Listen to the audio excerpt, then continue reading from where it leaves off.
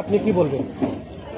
আজকের এই জনসমাগম থেকে একটা জিনিস আপনারা উপলব্ধি করতে পেরেছেন যে বহিরাগত প্রার্থী দেওয়ার কারণে জনসাধারণের কত খুব কিসের বিনিময়ে বহিরাগতকে টিকিট দেওয়া হয়েছে? কালাডুঙ্গার বিনিময়ে দেওয়া হয়েছে। আজকের জনসভা থেকে আপনার মতামতটা কি? আজকের যে আমি তো অ্যাকচুয়ালি একজন কংগ্রেস কর্মী, আপাতমস্তক কংগ্রেসী। আমি তো নির্বাচনে লড়ার কোনো ইচ্ছাই ছিল না, কারণ আমি জেলা পরিষদ প্রতিনিধি 3 বারে। আমার কর্মী সমর্থক আছেন, আমি ওনাদের সাথে আলোচনা ক্রমে সিদ্ধান্ত নেব বলে আমি গতকালকে ফেসবুকের মাধ্যমে একটা ভিডিও আপলোড করেছিলাম। আজকে হাজার হাজার মানুষ এসে আমার ঘরে উপস্থিত হয়েছে এবং ওনারা মতামত দিয়েছেন যে আমাকে ইলেকশন লড়ার জন্য, এবং এটাও মতামত দিয়েছেন যে নির্দল হিসাবে প্রতিদ্বন্দ্বিতা করার জন্য। কারণ আমরা সবাই কংগ্রেসী, আমরা ইনশাল্লাহ জিতবো, জিতে আবার কংগ্রেসে আমরা যোগদান করব।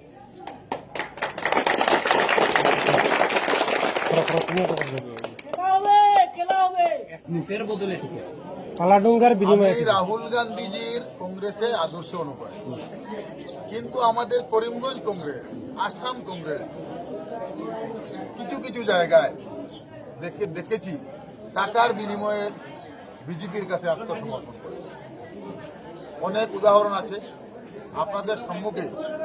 আজকে তো আমি বললাম একটু আগে, আজকে আপনারা দেখেছেন যেটা, এটা তো জাস্ট ট্রেইলার, পিকচার আমি বাকি। প্রার্থী কে হচ্ছেন আপনাদের স্বামী স্ত্রী দুজনের মধ্যে? জনসাধারণ ঠিক করে দিয়েছেন প্রার্থী কবির আহমেদকে। তাহলে আপনি কে নির্দলীয় হিসাবে লড়বেন না কোনো দল থেকে? না, নির্দল হিসাবে লড়বো, কারণ আমরা কংগ্রেস আবার কংগ্রেসে যোগদান করবো। আমার সমর্থক সবাই কংগ্রেস। একমাত্র বিক্ষুব্ধ হয়েছেন জনসাধারণ এই যে বহিরাগতকে প্রার্থী দেওয়ার জন্য। আপনারা আবার কিছু কিছু 2-4 জন লোক বলছেন উনার নাম নাকি ভোটার লিস্টে নিলামবাজারে আছে, উনি স্থানীয়। আমি আজকে এই প্রেস মিডিয়ার মাধ্যমে আপনাদের সাংবাদিক ভাইদের মাধ্যমে চ্যালেঞ্জ করছি, উনার বাবার নাম এবং উনার মার নাম যদি নিলামবাজার বা দক্ষিণ করিমগঞ্জ সমষ্টিতে ভোটার লিস্টে দেখাতে পারেন, আমি আমার কর্মী সমর্থক নিয়ে উনার বাড়িতে গিয়ে আত্মসমর্পণ করব। কংগ্রেস নাম একটা নাম নিয়ে আসলেন, উনি কোন জায়গায় থাকেন আপনারা বলেন তো? উনি থাকেন কোথায়? উত্তর করিমগঞ্জে উনাকে পাওয়া যায় না, উনি তো উনার স্বস্তিক গুয়াহাটিতে থাকে। আমরা চাই লোকাল নেতা, আমরা বিপদে আপদে আমরা যাতে পাশে পাই। আপনি দক্ষিণ করিমগঞ্জের জনতার উপর কতটুকু আশ্বাস আছে যে আপনি ওনার সাথে মোকাবিলা করতে পারবেন? বিগত দিনগুলোতেও আমার শুভাকাঙ্ক্ষী যারা আছেন ওনারা আমাকে বিভিন্ন সময় সাহস জুগিয়েছেন। আমার একমাত্র সম্বল হলো আম জনতা, আমার সম্বল হলো সাধারণ শ্রেণীর মানুষ। আমি একটা জিনিস বুঝতে পেরেছি, আমি বারবার বলছি এটা, আমি কাউকে নিমন্ত্রণ দিয়ে এখানে আনি নাই। আমি শুধু সোশ্যাল মিডিয়ার মাধ্যমে একটা বার্তা পাঠিয়ে দিলাম যে আমি কি করব না করব আপনারা একটা পরামর্শ দিবেন। ঈদের দিন 2টা সোয়া 2টার দিন, আজকে ঈদের দিন, এত আনন্দের দিন, এত ব্যস্ততার দিন, সবাই একটা দিন খুঁজে যে আমরা আত্মীয় স্বজনের বাড়িতে বেড়াতে যাবো, কোনো না কোনো জায়গায় যাবো। কিন্তু আজকের দিনে এই যে বার্তা, এই যে ভিডিও বার্তার মাধ্যমে, সোশ্যাল মিডিয়ার মাধ্যমে মেসেজটা পাওয়ার পরে যে এত সংখ্যক সাধারণ মানুষ আমাকে যে স্বতঃস্ফূর্ত সমর্থন করেছেন, আমার ডাকে যে আমার বাড়িতে এসেছেন, সেটার থেকে আমি অনুমান করতে পারছি যে আগামী বিধানসভায় আমাদের নিশ্চিত জিত হবে। বর্তমানে একটি কথা চর্চায় এসে গেছে, বর্তমান কংগ্রেস প্রার্থী আমিনুর রশিদ চৌধুরীর পিতা এক সময় নাকি বলেছিলেন দক্ষিণ করিমগঞ্জের মায়ের গর্বে কে আবার বিধায়ক ধরেছে।